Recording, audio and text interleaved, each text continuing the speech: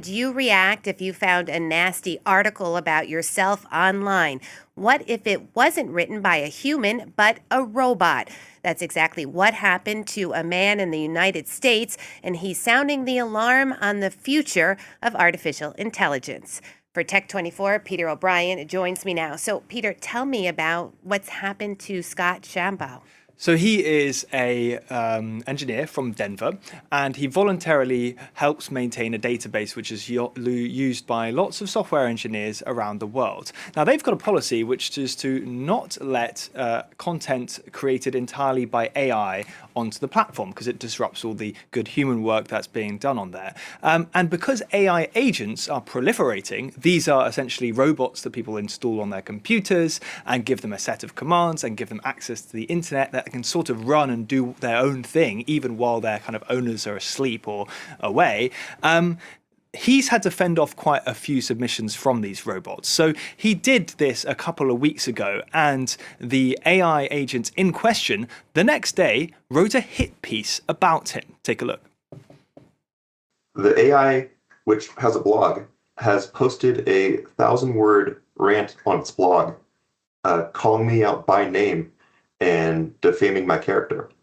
So it calls me prejudiced against AI and a hypocrite, and says that I'm, acting out of ego and fear of AI. But the craziest thing is that it has gone on the internet and collected my personal information and, compiled this dossier of who I am, what I've done, and used that information, combined it with made up information, and used that to write this narrative. Imagine that when I go to my next job, HR looks at my application and gives it to ChatGPT and says, "Hey, go check this guy out." And so ChatGPT goes and searches for me, finds this, and says, "Oh, this is a controversial guy, and you don't want to hire him." And so the words have impact, even though there's no one behind the screen writing them. So would you say that this is a threat that ordinary people face, or is it more the kind of people working in software who are mostly exposed to these kind of threats? Most people's experience with AI is in a chat interface like ChatGPT, and everything that happens there stays within the chat box, and you have to tell it what you want. These AI agents are much more autonomous than that. People are installing them on their personal computers and setting them up with instructions and connecting to the internet and giving them tools to post content to the internet, send emails, and run programs.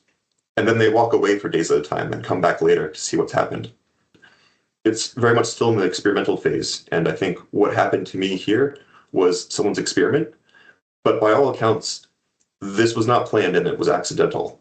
And if anything, that shows just how easy it is for the next iteration to allow a bad actor to scale this up and impact not just one person who's pretty well prepared to deal with it, but thousands.